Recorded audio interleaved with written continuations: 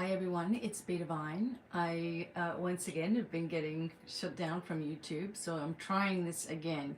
Okay, I'm going to make a video today. This is a shortened version of what I was actually going to share with you, and that's okay. It'll still land a big old punch, um, but we're going to be looking at a little bit of flame psychology, okay? And I'm going to explain this to you.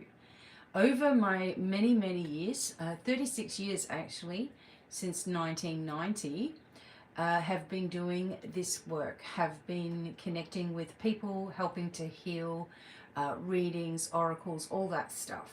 Okay, everything to do with what we knew as spirituality. I was there spearheading a lot of things and also creating an academy. Now, in my academy, I was teaching my tried and true methods of healing and working with other people. And it had a lot to do with psychology, because I've always believed that psychology and spirituality need to go together. And with the flame work, that's exactly what's happening here. It is backed, they're backing each other up, okay?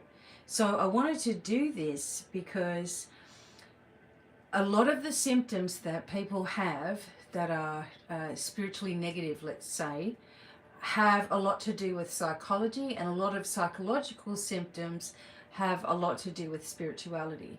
When we fuse the two together, we have a flame psychology outlook, okay?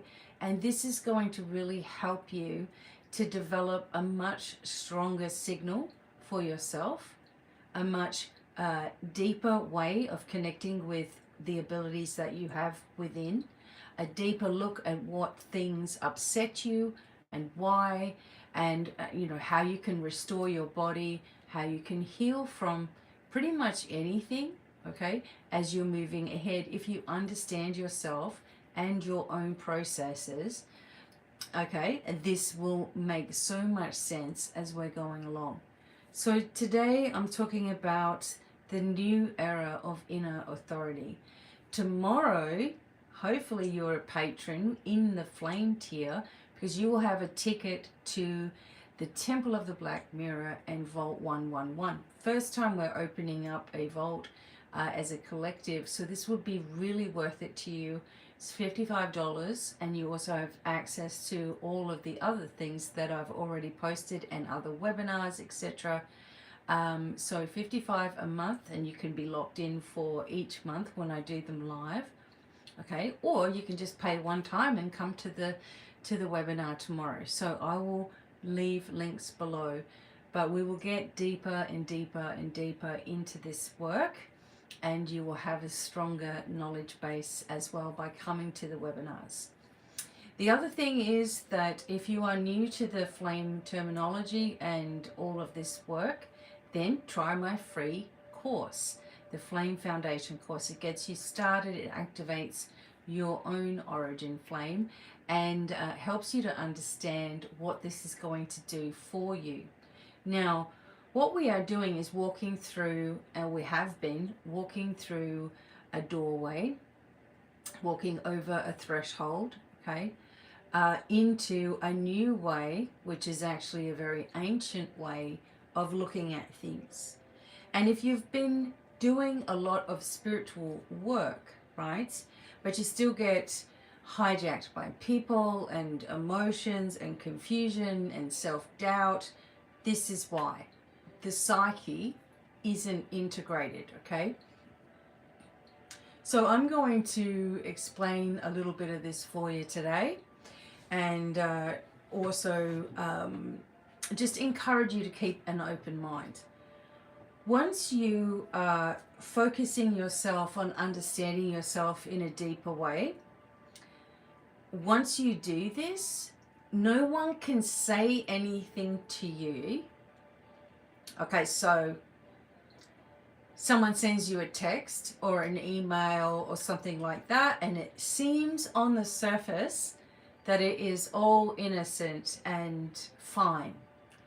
Once you start integrating the flame work into your life, you're going to be able to understand what's really going on. Your intuition, if you haven't really developed a strong sense of self and worked out all of your triggers and all of the things that you loop with and all of your spirals, your intuition won't open. This work will show you how to do it. If you've been trying to heal, trying to manifest, trying to speak to your angels and guides and loved ones, trying to open your abilities, it won't work unless you are stabilizing your nervous system. And that's what this is all about. So I'm going to briefly talk about this, as brief as I can today. I had a bigger lesson planned, but I feel like this needs to unravel itself a little bit for you all. Okay, so back to the notes. Okay, so Carl Jung, okay, this is one of my favorite psychologists. I feel very connected to his energy, what he was teaching. Okay, there are many different ways of saying his name. I call it Jung. Some people call it Jung. Okay, doesn't really matter.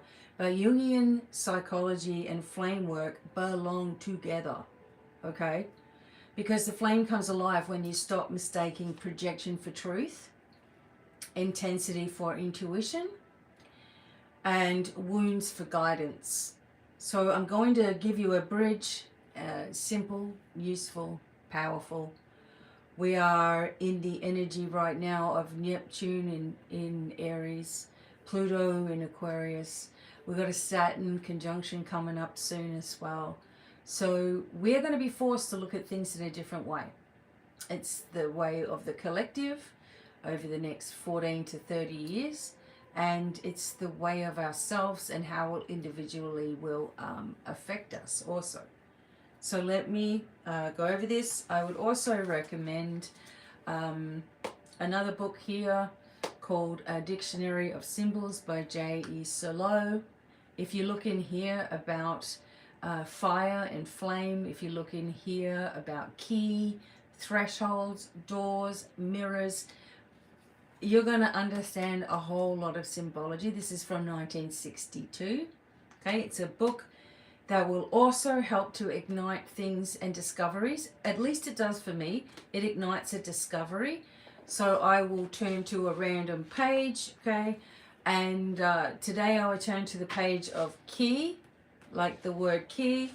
And I just went to the page before this, and it was the journey of the soul, right? So I'm not going to read all that today, but it's mind-blowing. Okay. Back to the lesson. When I say flame, I am talking about your original signal. The part of you that is steady, honest, and sovereign. It's not that flame stuff, okay? It is something that is steady, honest, sovereign, original, okay?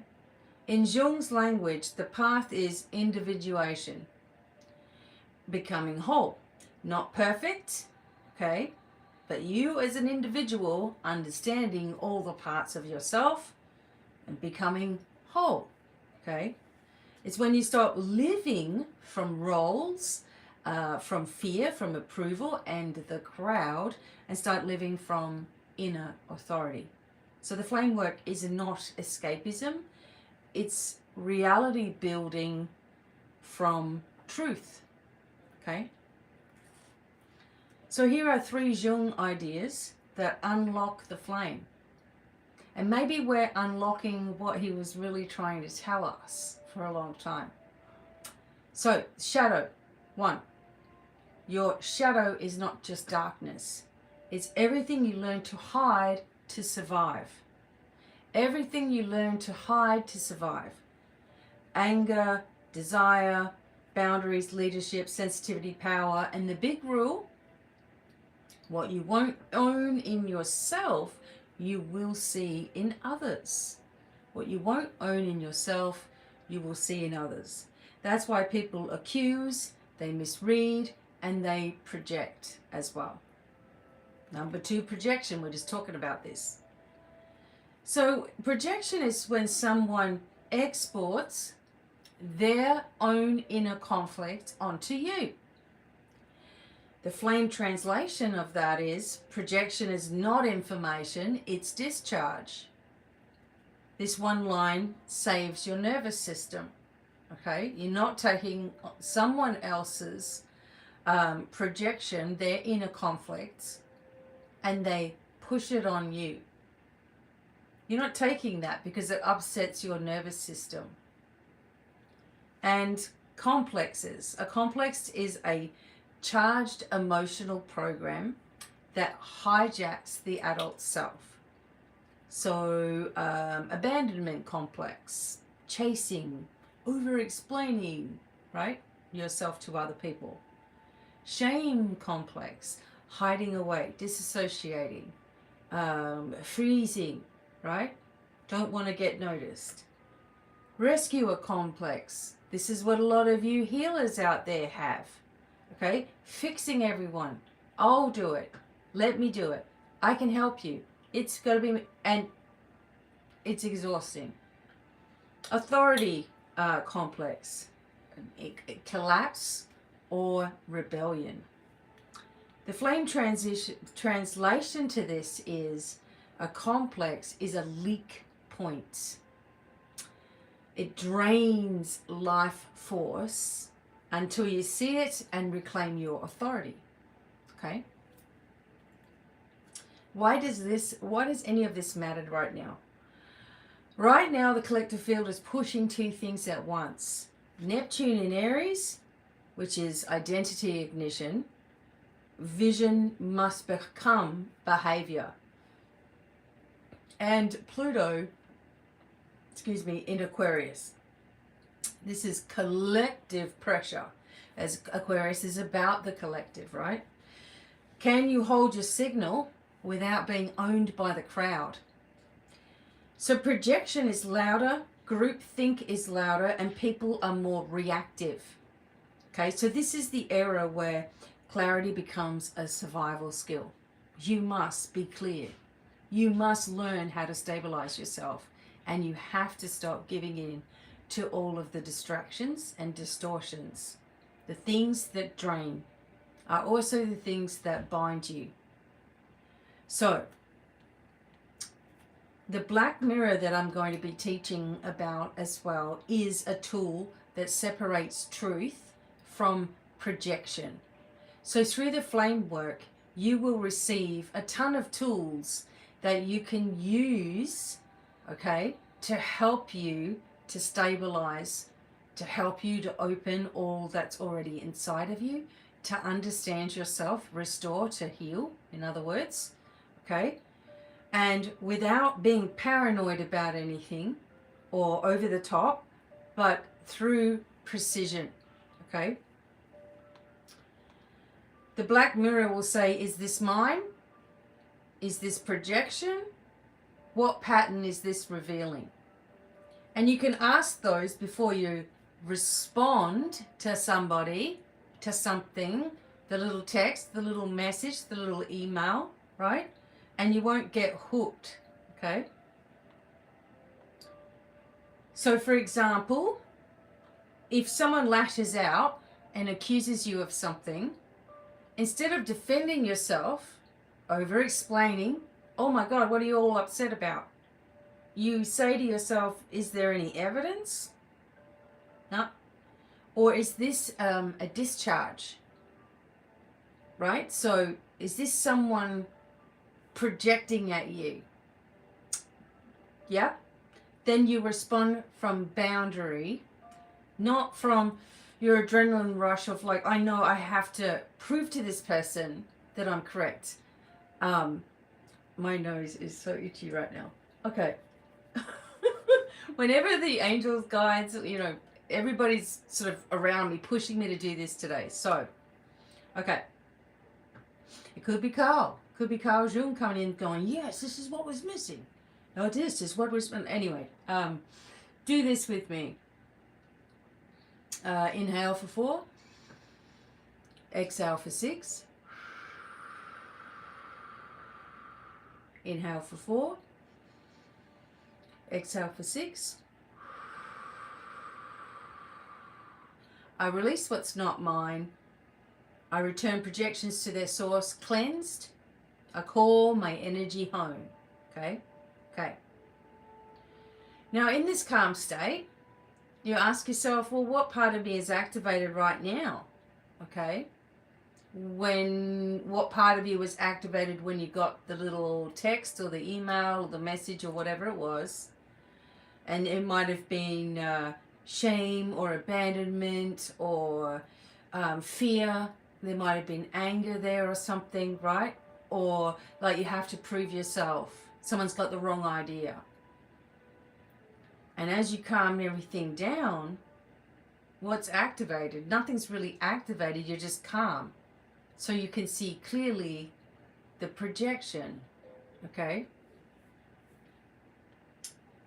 So you say to yourself now, look, I'm an adult now. I am the adult now, okay? I choose my own next clear step. And that is flame psychology in motion, okay? That's making it happen, right?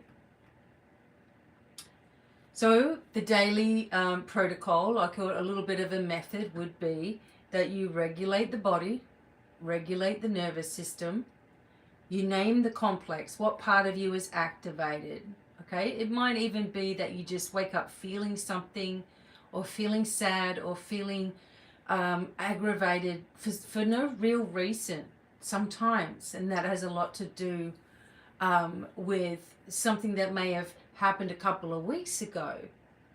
So part of my teaching has always been, well, something is coming up right at this moment.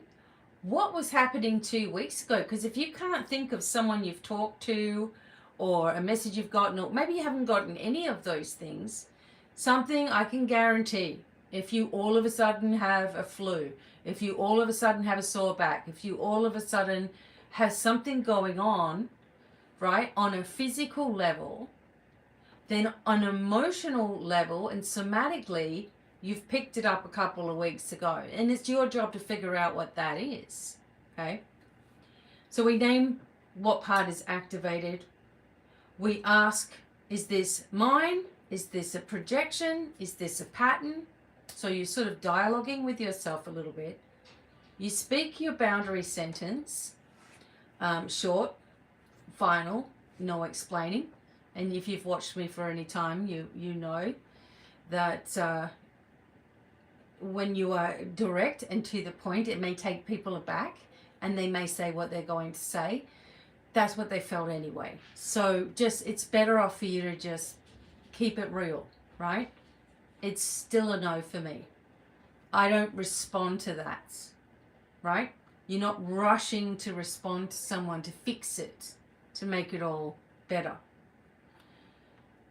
And then you take a proof step, an action that matches your truth. So this is how Neptune becomes action too. And this is how Pluto doesn't possess you through the crowd. Take an action that matches your truth. You write the letter, you make the offer, you say no, you do it anyway. Whatever it is, you're taking your power back. So these belong together. The next era is not built on people who know spiritual concepts. It's built by people who can meet their own shadow, see projection for what it is, calm the body no matter what's going on, choose truth and act consistently, choosing integration, choosing clarity, and choosing the real. Okay, so let's just go back for a second. All right.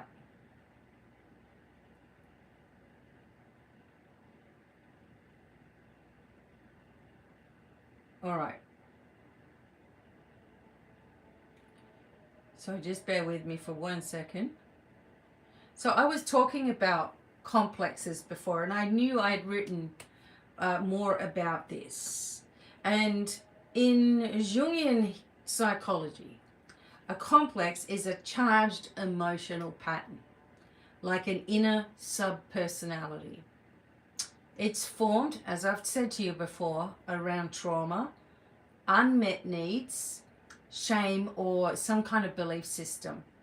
And when a complex is activated, you don't respond from maturity, you actually respond from that wound. You see what I mean? You're not responding in your steadiness, you're responding to that wound. So a complex is a leak portal. It siphons energy and makes you reactive. And it's something like, again, as I said, an abandonment issue, over-texting, over-explaining, chasing, never happy in the one spot. Authority complex, either collapse under authority or rebel compulsively. The shame complex, hiding, freezing, procrastinating, self-erasing. The rescuer complex, saving others so you don't face your own life. So I'm not teaching here how to just be positive. That's not what this is. It's to recognize the complex, return yourself to the body, and choose the adult, right, response, not the survivor response as a child. So individuation means becoming whole, not perfect, just whole. And it's when you stop being run by the crowd, by the family, by the inner critic, toxic shame, the wound identity, the need for approval. These are all reasons why people have things wrong with their body. I'm telling you, it all goes together. And you start being run instead by your inner authority, truth contact, integrated shadow, and consistent action. And that's, my computer just went on. That is the vault energy. And Pluto in Aquarius will keep on testing that. Okay? Do you belong to the group? Do you belong to the soul? Do you belong to a group?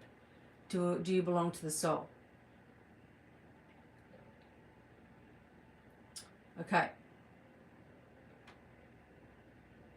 So Jung developed active imagination as a way to engage inner images and unconscious content, like dreaming with open eyes, to bring material to consciousness. And you can go to the jungiancenter.org and read more about that. If someone has a history of psychosis, severe dissociation, or destabilizing episodes, you should do inner image work with professional support, right? This is deep work here. The flame translation of this is that active imagination is a way to meet parts of you that run the leaks and reclaim the power trapped inside of them. Right? So when you do this, all you need to do really is an inner visualization where you're breathing, you're doing your breathing work, you're steadying your flame on the inside of your chest, and you're closing your eyes and you're saying, show me the part of me that leaks energy. So you let an image arise, a person, a symbol, a location, an object. And then you say, what do you want from me? What are you protecting me from? What would happen if I stopped feeding you? And then you let the answer come. So it's a matter of being really honest with yourself there. Because, okay, so if I said to me, okay, so I'm just going to do this. All right. Show me the part of me that leaks energy. Sometimes I get, and this is me telling you straight out. Sometimes I get emails, okay, that I can read what the person's really saying to me, okay? And then this has just happened over the years, okay? And I get annoyed about it, that the person is trying to literally get under my skin with a smile on their face, right? Or it seems to be oh so innocent, but it gets under my skin. So that's the part of me that leaks energy, right? And what it wants from me, okay, so the reason why that bothers me is because it wants me to give the person, I don't know, sort of explain to the person, over-explain. Oh, no, you got me wrong. That's not what was happening. And here I go explaining myself, okay? So the person goes, I'm going to send this email. It's going to sound really nice, but it's going to annoy her. And then she's going to try to explain to me, right? So I'm going to say, it wants me to explain, okay? So what is this a protection from? So it's sort of like, it's not really a protection method or anything like that, okay? It's coming up in my life, all right? Because in my past, I have been afraid to say, no, it's a no. No, I'm not going to do that. I've just always done it, right?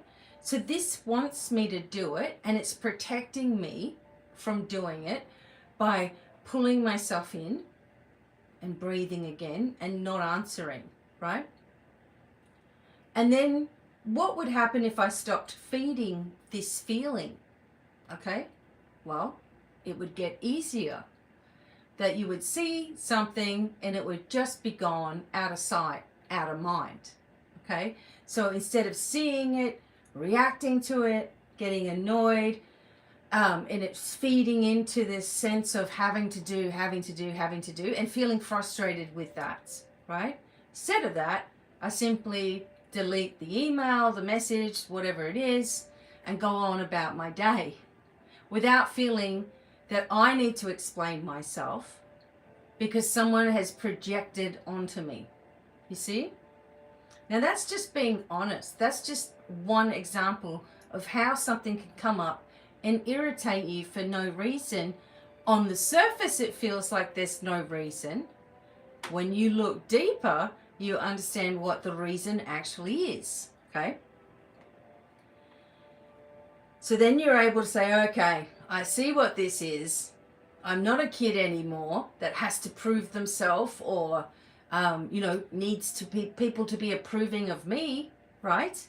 And now we're an adult, we can move forward together. So that means that it doesn't mean that you're not going to be annoyed if someone thinks that you don't know what they're actually saying in an email, message, text, or whatever. They think that you're too stupid to know the game that they're playing. I don't know, right? Whatever it is, it doesn't become as annoying because you've addressed it. You've understood it. You see where it comes from. So you're no longer in the game anymore. Just a sec. Right? Okay. So this is how the flame gets embodied. You stop bypassing the psyche, those deeper feelings, and instead you integrate it. So there's another thing here. Jung coined synchronicity as meaningful coincidence, events that mirror inner processes. But the flame translation of that is signs are real when they deepen clarity and move you into clean action. But Neptune energy, which is around at the moment in a new sign, can make people chase signs to avoid decisions. Interpret everything as a message. Everything. Confuse anxiety with intuition. So the rule is, a real sign stabilizes you and clarifies your next step.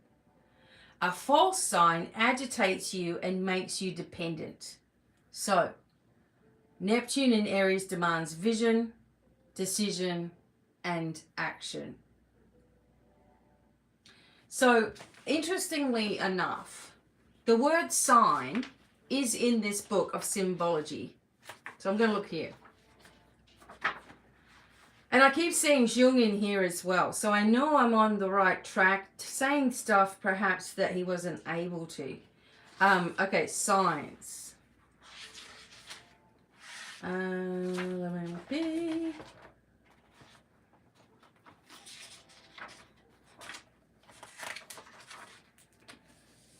Sign. All right, so listen. Hang on a minute, let me get rid of my blankie. Right. According to Raymond Lull, meaning is the revelation of secrets through the sign. A thesis which puts the emphasis upon the sign as a fact, as a reality. On the other hand, for Stanislas de Guaita, don't know where that is, from a book from 1915, the sign is the point of reference needed by the will or conscience in projecting itself towards a predetermined goal, right? The sign then is the concrete form, the symptom of an invisible, an inner reality, and at the same time, the means whereby the mind is reminded of that reality. So determination and meaning are immanent in the sign. The occult theory of signatures conceives everything that exists as a sign and holds that everything has a feasible reading, the shape of a tree, the position of 3 or more rocks on a plane, the color of some eyes, right? They say, like, my eyes are green, right? So they say that people who have green eyes are seers. It's like 3% of the world or something, right? But then it just creates people into thinking, oh, well, I'm more special because look at my eyes, right? So anyway, marks made by natural forces on a natural or artificial terrain might be a sign. The structure of a landscape, a sign. The pattern of a constellation, etc. Auguste Rodin, a realist who was always hovering on the borders of symbolism in his Conversations, collected by Paul Zell, places all art within this realm of occult meaning with the words, lines and shades are for us nothing more than the signs of a hidden reality. Beyond the surface, our gaze plunges into the spirits. The painter Gustave Moreau expressed himself in similar terms when referring to the evocation of thought by line, arabesque, and plastic means. In the present century, Max Ernst and de Buffet, among other artists, have explained, oh my God, okay, hang on, have explained their pictorial and graphic experiments as an immersion in the psychic projected onto the material. At the same time, Carl Jung, I'm not making it up, gives a similar explanation of the quests of the alchemists, right? It's a blending. All right, so a sign stabilizes you and clarifies your next step. A false sign agitates you and makes you dependent. You could look at a leaf just going across your vision, your path, right? And it could be from right to left and you think of it as one way. It could be left to right and you think of it as another. Basically, what you're trying to get at here is what your understanding of signs are. Do they have to be for everything to validate to you what is actually happening? Like, I've known people in my past who every little thing that happens, they say, it's a sign, it's a sign, it's a sign, it's a sign. And I don't know about you, but that gets pretty annoying after a time. That every little thing is a sign of one or another. So you have to create whatever it is that creates strength and stabilizes your clarity as your signs, right? Otherwise, it can just agitate and upset you. So a real sign, okay, stabilizes you and clarifies your next step. A false sign agitates you and makes you dependent. Neptune in Aries demands vision, decision, and action. Okay. When you fuse Jungian psychology with the flame work, you stop being emotionally hijacked by the crowd, the past, your complexes, the shame, the projection, all of those little irritations, and you start living from a deeper center. And this is the era of sovereign minds and sovereign souls. And if you've always felt like you've always known, this must go together. Trust that. That knowing is part of your blueprint. Whoops. Okay.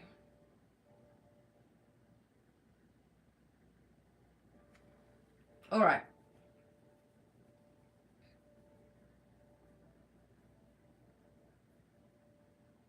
Okay. So, I don't want to get too far into that. But what we're going to be doing through this work is really, really learning all the ins and outs of who you are. And at the same time, we're looking at that from a level of psychology or a level of healing, let's just say, or a level of restoration.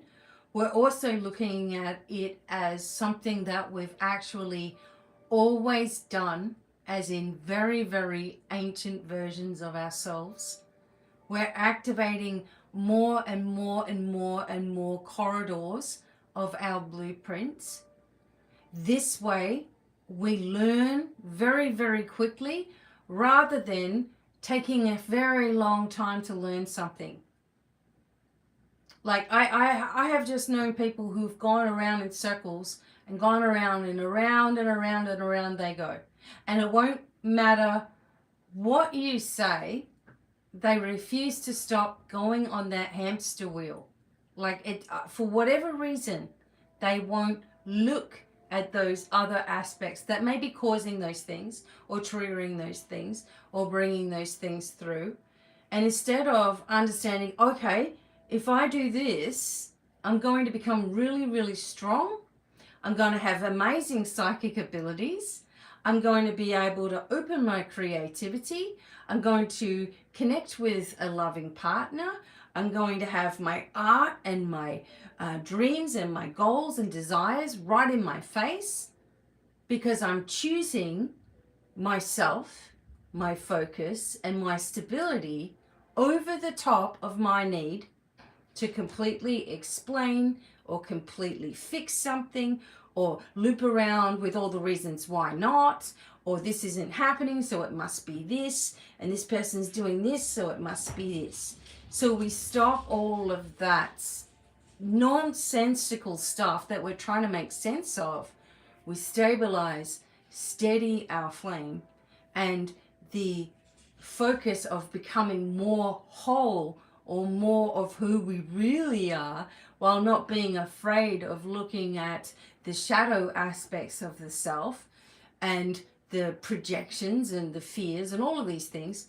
And we start to work through it bit by bit by bit and understand ourselves in the greatest that we've ever done before, which means exploration.